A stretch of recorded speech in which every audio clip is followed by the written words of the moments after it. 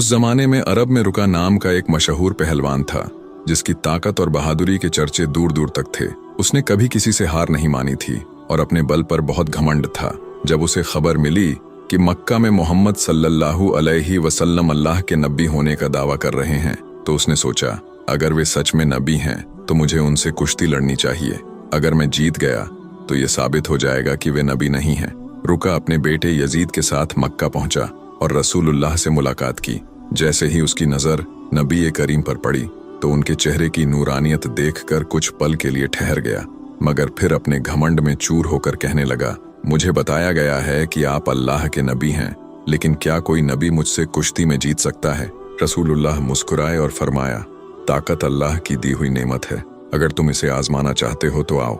मुकाबला शुरू हुआ। रुका ने पूरी ताकत से रसूलुल्लाह को पकड़ने की कोशिश की, लेकिन चंद ही पलों में नबी पाक ने उसे आसानी से जमीन पर गिरा दिया। रुका हक्का बक्का रह गया। वह दोबारा उठा और फिर पूरी ताकत से वार करने की कोशिश की, मगर नबी करीम ने उसे फिर से पछाड़ दिया। तीसरी बार जब उसने पूरी शक्ति झोंक दी, तब भी वही नतीजा निकला।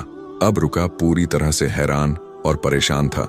उसकी आंखों में घमंड की जगह हैरत और सम्मान आ चुका था। रसूलुल्लाह ने नरमी से कहा, रुका, असली ताकत सिर्फ शरीर की नहीं होती। जो अपने घमंड, क्रोध और बुरी आदतों को हरा दे, वही सच्चा ताकतवर होता है। रुका को हारता देख उसका बेटा यजीद गुस्से से भर गया। उसने भी रसूलुल्लाह को चुनौती दी। मुकाबला हुआ, लेकिन नबी पाक ने उसे भी बड़ी आसानी से हरा दिया।